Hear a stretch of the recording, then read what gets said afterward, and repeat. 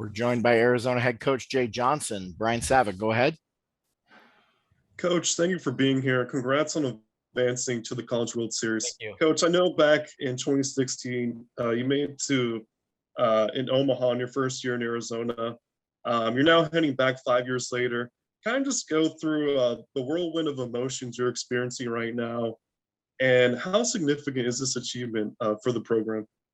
Well, in terms of my emotions, this is the tied for first happiest day of my life, hands down. I'm so proud of this team. I'm so proud of this program. I'm so proud of the players, the coaches, administration. And there's so many people that contributed to this. Relative to the accomplishment, I mean, you can't get further past one hand than the number of programs that have been twice in their last five opportunities. I mean, it's 6 years, but it's 5 years really, because we didn't have a World Series last year. And two completely different teams, two completely different stories, but one thing: incredible character, incredible fundamentals, and incredible competitiveness out of both groups. And this is as good as it gets. So, Coach, you obviously made Super Regional in 2016. Did that experience in the past help you and the team at all in terms of preparation and knowing what to fully expect of a game of this magnitude? Yeah, great question. In all phases of my job, I try to get better each and every day and every year. And that's what I require of the players. I require the same thing of myself. I will tell you that the preparation for this season, this postseason, throughout our program has been elite. Coaches, players, administrators, everybody. And those experiences certainly helped. I think, I gave them a little bit of, I don't know, it was about 30 seconds of, playing for the national championship in 2016 when you're one step away from doing that. And, last night we were one step away. And, I think there's some things that we drew from that I think were beneficial. But this is all about these guys. This is all about their attitude, their competitiveness, their character, and their ability to respond in a championship fashion to everything that's thrown in front of them. Success, failure. We're a very consistent team all year long, and that speaks to their mindset as much as their ability. And they've answered every challenge along the way. And we're going to really, really enjoy this tonight, and then go to work on the next one that we want to go get. Thank you. Michael Lev, go ahead. You've referenced your vision for the program a couple times over the last couple weeks. The totality of the performance tonight, does that sort of fit with what your vision has been? Yeah, you hear me talk a lot about making the opponent nameless and faceless, and that's an unbelievable opponent. It's one of the best programs in college baseball. I mean, to be in the postseason and the super regionals and knocking on the door to Omaha as consistently as Ole Miss is, I mean, this is the worthy opponent. Like, when I saw the bracket come out, I wanted them to win their side. And I know that sounds crazy because of how good their team is. And last night in the middle of the game, I'm going like, wow, be careful what you wish for. But it totally validates exactly what you're talking about. Again, to make it to the College World Series two times in the last five chances in this day and age is remarkable, and something that I'm very proud right now. I'm very proud of the players. I'm very proud of the people in our organization, and I'm very proud of how they handle situations of significance and magnitude, whatever you want to call it. I think it shows character. It's one thing to say you want to go do something. It's an entirely different thing to go do it over every day for a long period of time. And these guys have done that. It's probably hard for you to have enough perspective on this question to answer it properly, but how would you sort of describe the experience in 2016, clinching on the road far away from home versus clinching here at home? This is way better. This is way better. I not to take anything away from that. That was amazing. That was like, I'm trying to think of, that was like Rocky IV, the movie, and we were Rocky going in to beat Ivan Drago with that pitching staff and that in hostile environment and 14,000 people. And this was more of, I don't know how to say it, but everything that you dream about. And I apologize for making you guys wait. It's just, the significance of that out there right now, and seeing our players as happy as they are, as proud as they are, get a chance to be with them at that time with them and their families is, why I do this. And so I couldn't be happier, and trust me, you'll have no problem getting my attention for Vanderbilt, North Carolina State, Stanford, and whoever is on the other side of the bracket. I pretty much put blinders on today and focused on this. And what a day! This is a great day. You have referred to this season as almost like 2 years, right? Because it's sort of like a continuation of 2020 into 2021. But how many total years would you say that this day was in the making? You might have the day that I was hired, but that day, the day I got the job, Preston Price committed to Arizona. He was the first one, and he was on the mound tonight. Dante Williams, Tony Bullard, they visited on the same day. It was really hot in June or early July of 2015. And it spanned all the way to this summer. Tanner Otrimba, what a story, getting him as a transfer. Austin Smith, getting him as a transfer. That all occurred this summer. And that's not the start and the end of it, just with recruiting. I look at somebody like Kobe Cotto. I love that kid like he's my son, because I didn't keep him on the roster the first year, just basically allowed him to be in the program.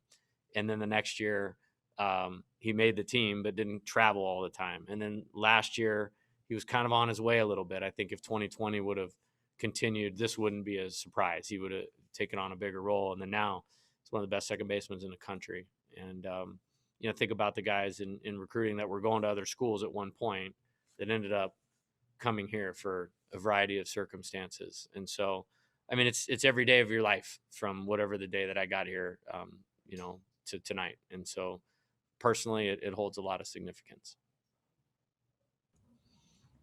Ryan Peterson, go ahead. What went into the decision to go with Dawson, and was that the plan even before game 2?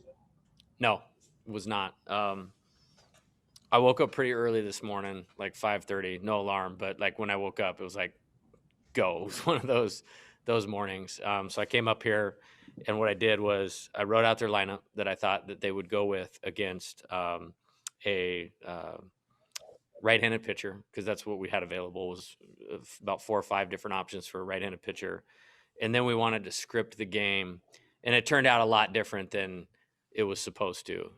We had Dawson pegged for 5 hitters, or if he went 6 outs or 6 up, 6 down, he was going to throw the first 2 innings. That's about the point where he's been at his best throughout the year. And if you look at his outings, if we've tried to go past that, it hasn't always gone good. You know what I mean? So I got greedy, and that was the one mistake that I made, was he'd gone 6 up, 6 down. We tried to let him go get Dunhurst to start the third and then give a base hit. Then we were going to go to TJ for one time through the order is what we were going to do. And then us scoring all those runs, completely changed it. And I thought he has such great stuff. They started to, press a little bit to try to catch up. They opened up the zone, so he remained a good matchup. But it was going to be TJ to Riley Cooper for 5 hitters. We felt like that's what he had available. Then we were going to go to Chandler, kind of in the same way as TJ, one time through the order. And then it was going to be Preston, Ian Churchill for a couple hitters, and then finish with Vince. But we got the lead, and TJ got rolling, and I like the way that worked out a lot better than how it was scripted in my head. Does it say something about how much your pitching staff has improved that you had all those options to go with and didn't even need to use them? Yeah, and again, like, this season's not an accident. This was built by design, not by default. And, whether you talk about scholarship usage, player development, work habits of players, we knew this is how this would be. I don't know that we have, a first-round draft pick pitcher for this year's draft. We probably don't. But we have a lot of guys that can collect outs to win college baseball games. And I've always believed in their roles are to be out-getters. And the staff typifies that. We can come at you from a lot of different looks and make it really hard throughout the game to make adjustments. And that was the plan today, was if they constantly had to figure out how they were going to approach us, and it's another guy and it's a different look, we could steal a bunch of outs along the way, get the lead, get them to press. And then, man, offensively, we did so much more than that. I mean, that was legit. I mean, I think this is the best offense in Pac-12 history, and I'm not a historian, so I can't validate that. But if there's one that's equal, I mean, I'd like to see what that looked like. Is there something about your team losing a game by a margin of 3, 4, 5 runs that inspires something in them? Because each time this has happened this year, you guys have had a blowout win right after it. I think they're just great people. I think they're just highly competitive. I think they're made up of great character, and they have the fundamentals necessary to go out and execute. So when you put those three things together with the talent that we have, then that's the response that you get. So none of it surprises me. And, everybody points to that Washington State game where we got completely drummed, and wasn't like a big thing. We went back to the hotel, had study hall, went to the park an hour and a half early, started working, because that's what we do. When things go bad, you have a choice of how do you respond. These guys know how to respond. And some of them have been through, failure, heartbreak, and they know how to get back up. And you see it in the middle of games, and you see it after a bad game. And so they were trained to respond the right way today. Thank you. Back to Brian Savick. Coach, kind of just go through your overall takeaways from tonight's game. Yeah. We kept our routine that we've been in the postseason here. We didn't change anything. We met in a different meeting room at 12 o'clock than the one we had. But that was, Dante told me we should just stay in the conference room instead of the other room we were going to. So we did that. And then I didn't have to say a word. I just kind of looked around the room and said, okay, I'll be back at 3:15. We're going to go do our video prep for their pitching staff. We're going to hit in the cages at 3:50. I made the pitchers stay in there. I shut the door, and I laid out the 7-pitcher plan, which we only use 4, which, again, I'm very happy about. And then they went and they ate lunch and did our deal in terms of the cages and all that. And then in the game, I thought Dawson getting a 0 in the first inning was big. It just, and you're in these game 7s, if you will, championship type games, winner go home type games. If you can get a lead, that's a really, really big deal. So him getting a 0, and then, Brandon, I mean, what a performance tonight. I mean, wow. I mean, that was like Tony Gwynn-like. I mean, as just a pure hitter, goes a double. And then Tony, I mean, again, what a unbelievable 2 weekends he's had to stay on a breaking ball off a guy that was deemed unhittable. I mean, I had an SEC coach tell me that Broadway is as close to game over as you can find in college baseball. So to get that 1, I thought was big. Then to go get the 0. And then in the third, I think this was a big tipping point in the game to hold them to 1 instead of 2 when they had second and third no outs. That was a key point in the game. And then great 2-strike at bat by Dante, and then a great 2-strike at bat by Jacob. And he's just so talented. He ended up hitting a home run.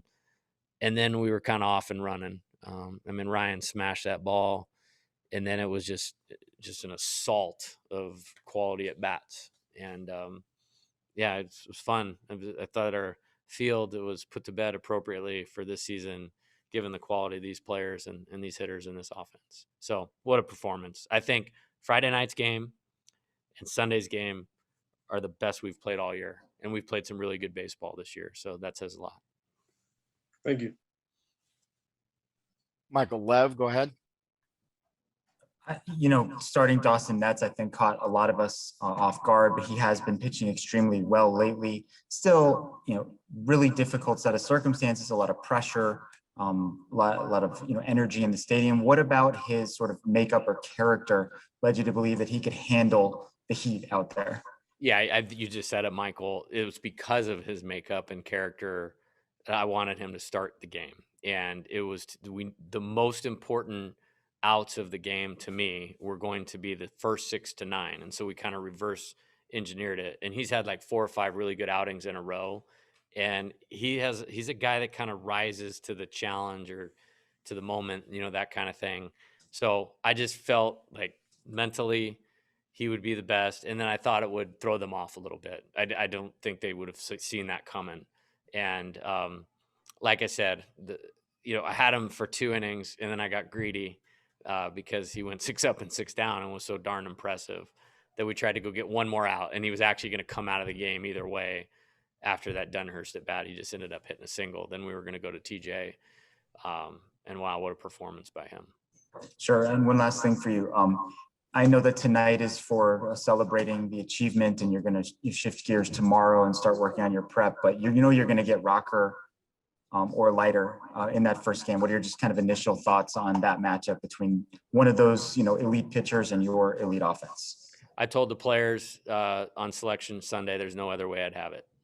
I mean, this is meant to be for this team, and we're really, really excited. We know what they are and how quality they are and all of those types of things. And so, I mean, what a better way to start the College World Series than that? And we'll finish up with Javier Morales. Hey, Jay, Jerry Kindle and Andy Lopez are 2 coaches at Arizona that got into multiple College World Series. You joined them with that.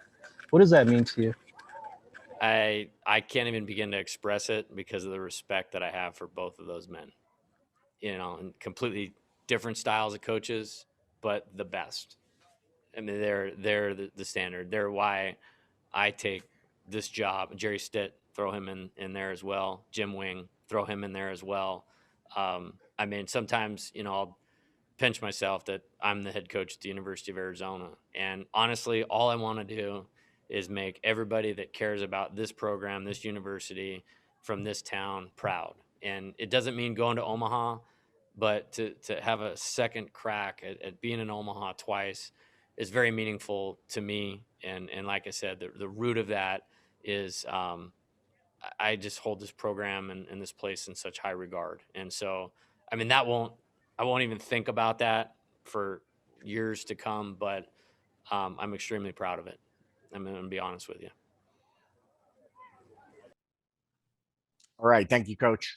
All right, guys. Thank you. See you in Omaha. Now joined by Brandon Bossier. Questions for Brandon? Raise your hand. Michael Lev, go ahead. Brandon, you were pretty confident yesterday that the team would play well. What gave you that sense of confidence? I just know how we bounce back from losses like that. We've had it happen to us before in the season. So I just knew that the group of guys that we have around us and, how we react to things like that, I just knew that we were going to bounce back today and forget about everything and leave it all on the field, because ultimately this was our last game at High Corbett together this year. Sure. You had the most hits again today, but a lot of guys had a lot of hits. You tied your season high with 20 total. What does it say about your offense that so many different guys have been contributing in each of these wins? Yeah, it just shows that not one person has to get it done during the game. One person could have a down game, then the other person could pick them up. So, you never know when the big hit's going to come. It could come from anyone in the lineup. So, I just think our offense is elite, and, we have a lot of really good hitters even on the bench as well. Sure. Did you say anything to Dawson Netz before he went out there today? Yeah, I just said leave it all out on the field. I know what kind of competitor he is, so I knew he was going to give us his all. So I just said have fun and let's get this done. Sure. And what was it like to have this happen here at your home field in front of your friends, family, and all the fans here in Tucson? It was awesome. Skip was telling us earlier in January we stood out on the mound, and he told us that we're going to end up playing postseason baseball here and celebrating and dogpiling at the end of the season, and we did it. So, it's awesome to be in front of these fans and especially my family, just to see the joy on their faces when we won. It was awesome. Brian Peterson, go ahead. Dawson had that great start for you, but then TJ comes in and goes 5+ innings. Coach was telling us that wasn't the plan. He was going to go a little bit, but it worked out in that favor. How big was his performance tonight? Huge. I have all the confidence in the world in TJ when he gets out on the mound. I honestly knew that he was going to go longer than he was slotted to go. And, he just has elite stuff. He throws it for strikes, and, he pitches like he's a junior here and he's only a freshman. So I'm excited to see what the future holds for us. Thank you. Yeah. Back to Michael Lev. You guys didn't get a chance to do this last year because of the pandemic. So how satisfying is it to finally have this opportunity and then take advantage of it? It's awesome. We last year when the season got canceled, we were all kind of heartbroken. We didn't know what to do because we did have a really good team. We started off the season pretty hot. So when we were able to come back after quarantine, we really got after it and got to work on getting better on things that we needed to improve on. And I think it really showed this season. Sure. Coach Johnson said that your hitting performance tonight reminded him of Tony Gwynn. I think all 4 of your hits were like center field or to left. When you're in a good groove, is that just kind of, what the spray chart is going to look like? Yeah, I'd say so. Center field to left field. I try to stay on balls and, really square them up that way. But I mean, as you saw earlier this weekend too, I can also pull the ball. So, I mean, I think when I'm really locked in at the plate, I just hit the ball where it's pitched. I was getting pitched a lot away this weekend, but also in. So, I try to hit the ball where it's pitched and not try to do too much. Coach said when he saw the bracket that he kind of wanted Ole Miss to win on the other side because he wanted that challenge of facing the best possible team. He said something similar about Vanderbilt, that he should sort of see ahead like, hey, we would like to face those guys. Do you feel the same way? Would you kind of want to challenge the best teams out there? Yeah, I'm up to play any team. I feel like with our team, we're really good with both our pitching staff and our hitting. I feel like it's elite, and I feel like we can compete with anyone. Finally this year we're starting to get a lot of recognition for everything that we're doing, and I'm ready for the challenge ahead. Sure. How would you describe what the scene was like on the field after the game ended? Electric. It was awesome. Getting to hug every one of my teammates. It was the best feeling in the world, knowing that we were going to Omaha and all the hard work that we put in for the season has finally paid off. Any more questions for Brandon?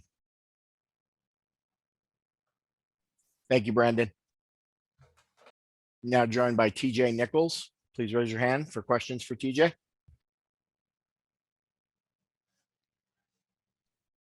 Michael Lev, go ahead.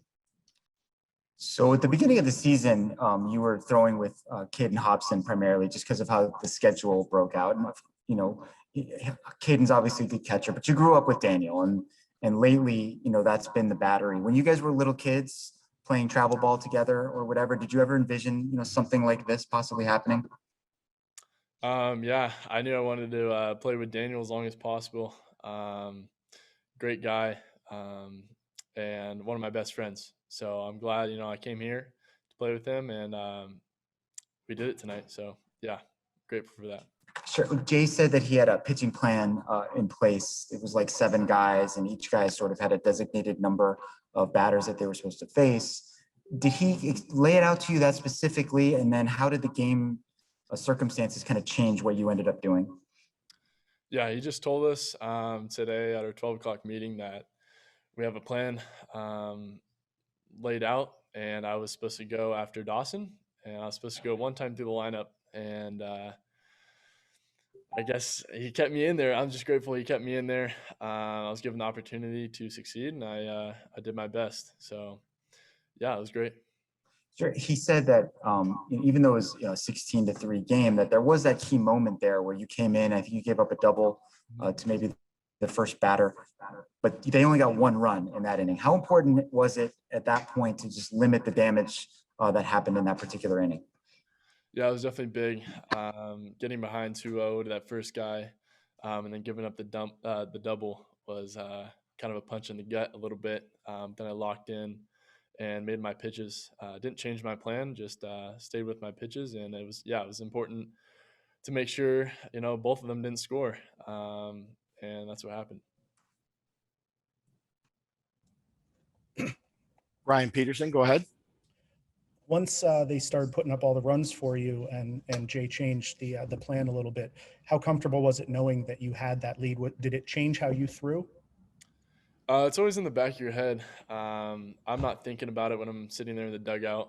When they celebrate, I typically go to the locker room and just mind my own business. I try to stay locked in like it was a 0-0 ball game, and I think it paid off. Thank you. Back to Michael Lev. Austin Netz is not someone who really gets talked about a lot, but he's been really effective this season, especially down the stretch. What impresses you the most about his game and also just his performance tonight? I think just his character, just who he is as a person. He's one of the guys that I cling to the most. He was the guy that Yeski stuck me with right when I got here, just because of his character and how well respected he is. I had no doubt that he was going to go out and succeed, and I'm very happy for him. Sure. How would you describe what the scene was like on the field after the game? It was insane. Man, I couldn't stop smiling. It was good to just go one by one, each guy.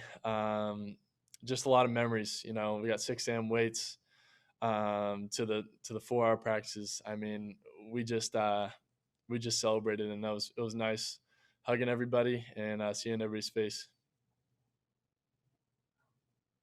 David Kelly, go ahead.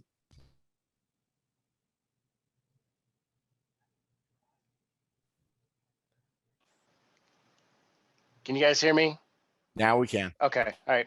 Hey, what was the plan against Elko this weekend? You guys, I believe, you fairly controlled him. I think he struck out 9 times on the weekend. Do you guys have a specific game plan on how to handle him coming in? Not really. We just knew a lot of the media talked about him, about how he's the hottest hitter in baseball. So I knew we had a challenge, and him playing on a torn ACL, that's insane. You know, congrats to that guy for pushing through. He's a tough-nosed kid, and we knew we had to throw our best pitches at him, and we did. So that was good. Back to Michael Lev. You know, obviously it's exciting to go to the College World Series, no matter who you're facing, but you guys are going to be matched up against Vanderbilt, you know, one of the premier programs in the country. They have 2 guys who are probably going to be top 5 picks in the draft. You know, how exciting is that prospect? How much are you guys looking forward to matching up against another, you know, really high level SEC opponent? To be honest, we haven't really much. I don't think we've thought much about it. Obviously they're a great program, and Kumar and Leiter, they're great. So it's gonna be a dogfight. We got 2 guys too, so we're gonna match up against them well. So when you were, you know, playing in inter-squad scrimmages against this team in the fall, was it sort of like a welcome to college moment when you would go against this lineup and there were so many different guys who could do damage against you or anyone? Yeah, I mean, it was definitely eye-opening. You know, this isn't high school baseball anymore. Every hitter's a high school 3-hitter, and pitching against those guys in the fall, you know, it woke me up a little bit to college baseball, and I'm grateful for that. Best offense in the nation, no doubt. So yeah. Any more questions for TJ? Thank you, TJ. Thank you.